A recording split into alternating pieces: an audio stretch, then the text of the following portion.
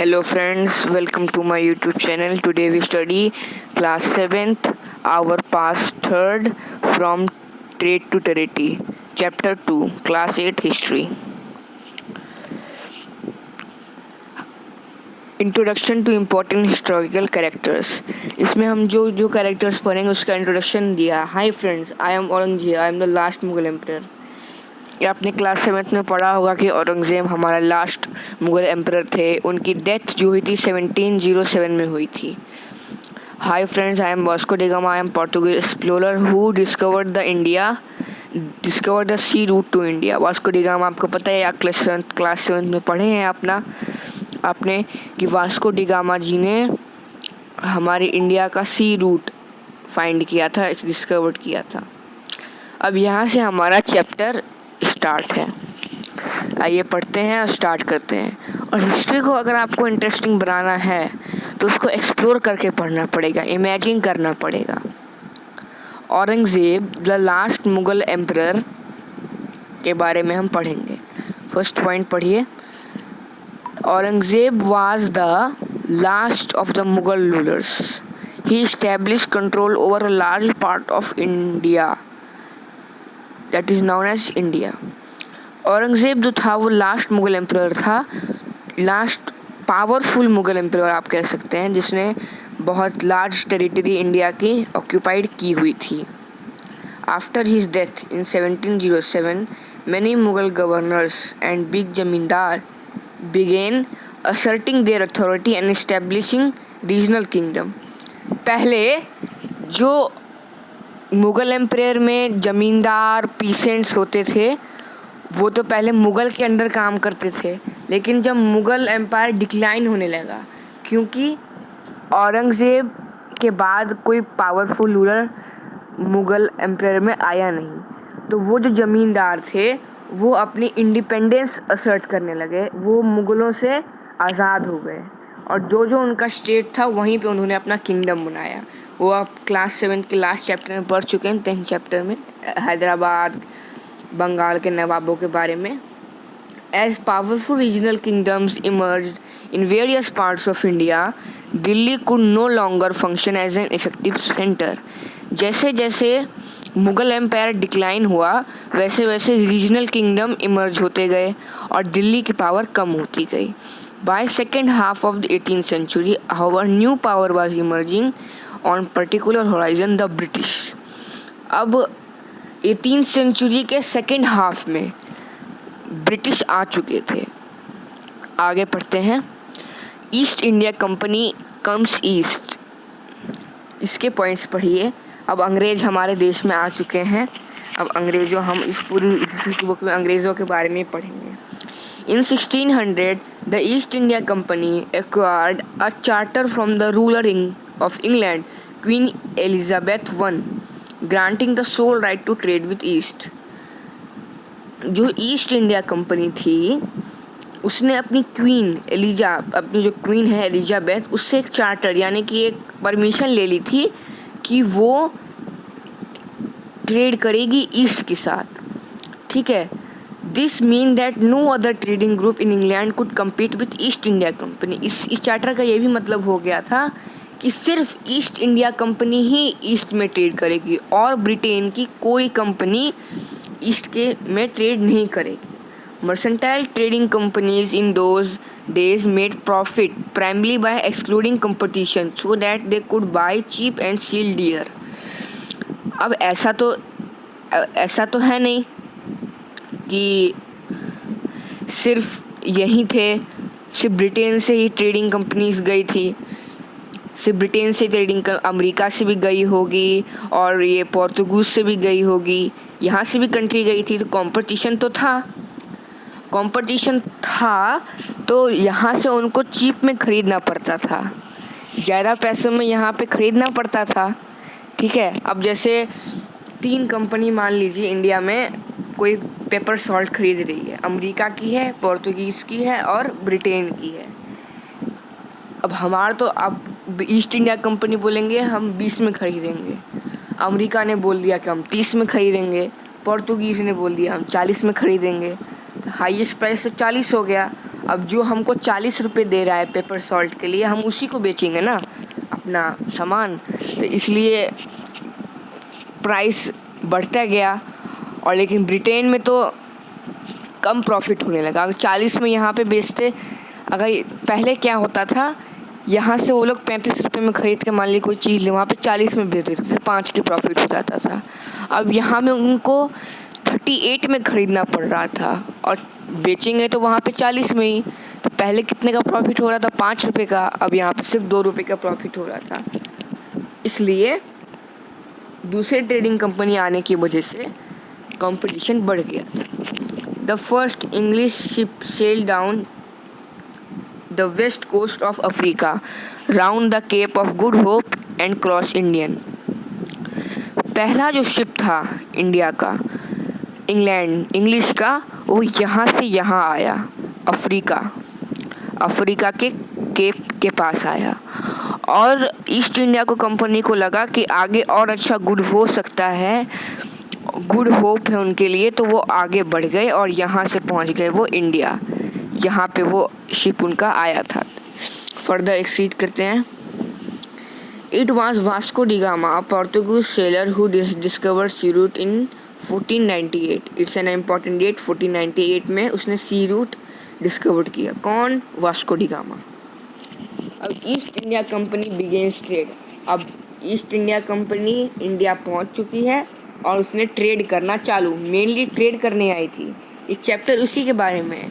वो ट्रेड करने आई थी और हमारे यहाँ रूल कैसे करने लगी, टेरिटरी कैसे पाली उन लोगों ने। The first English factory was set near the banks of river Hooghly in 1651।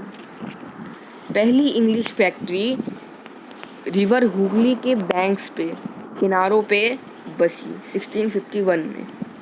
It was the base from the which company traders known as the Times factor।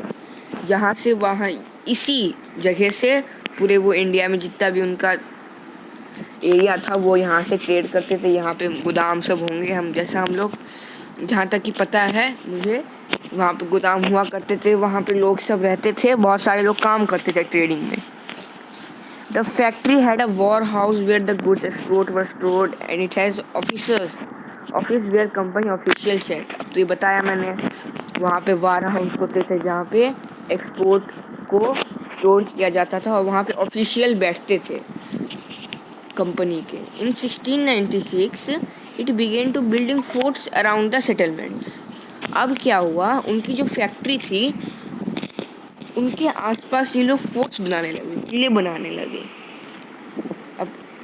अब हमारे लोगों को तो ऑब्जेक्शन होगा, हम तो बोलेंगे आप तो ट्रेड करने आए हैं तो फिर आप फोर्ट्स क्यों बना रहे हैं, ये भी आगे हम पढ़ेंगे।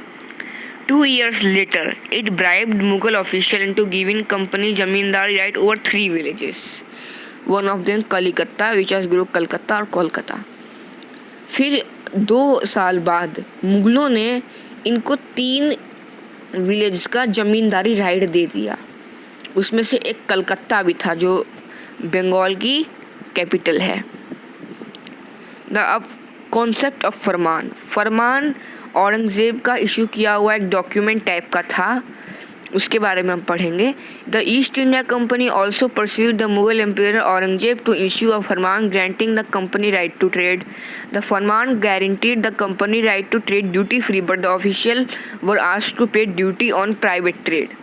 अब ये फरमान में क्या लिखा हुआ था कि जो अंग्रेज़ हैं वो टैक्स के लिए ड्यूटी नहीं पे करेंगे, ड्यूटी फ्री टैक्स होगा, यानी कि उनको यहाँ से ट्रेडिंग करने के लिए टैक्स नहीं देना पड़ेगा, पैसे नहीं देना पड़ेगा।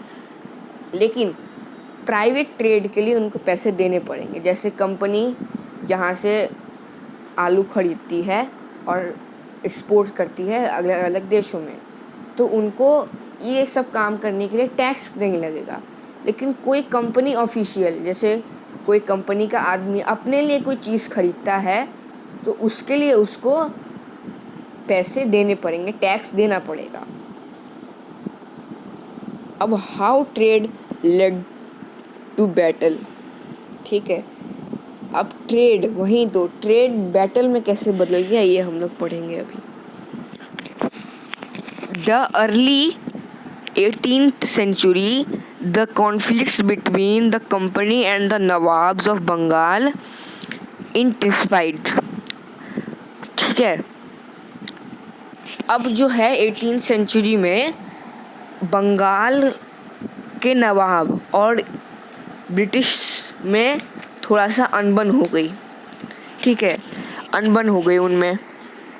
ठीक है, अनबन उसमें हो गई. After the death of Aurangzeb, the Bengal nawab asserted their power and autonomy as other regional power were doing that time.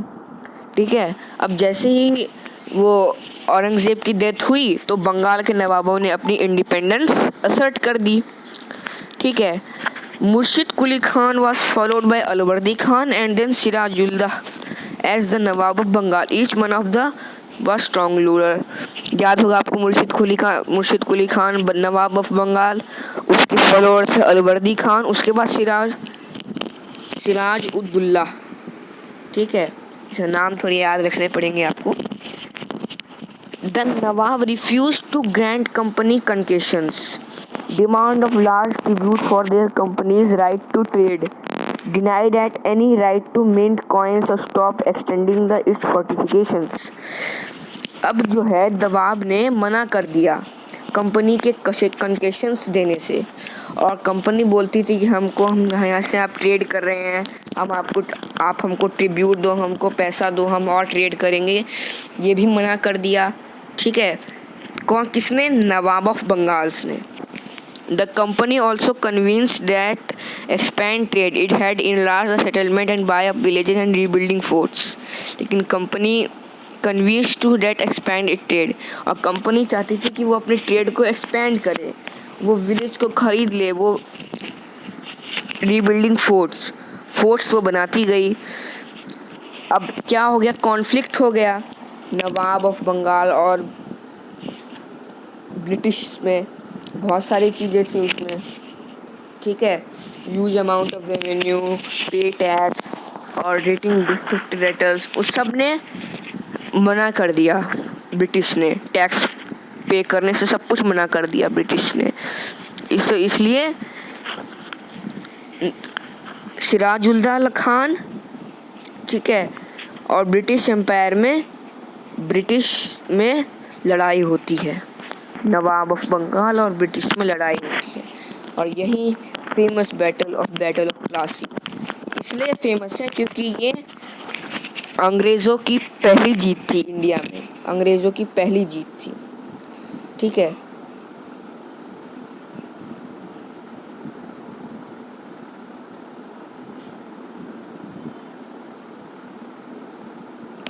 अब बैटल ऑफ प्लासी के.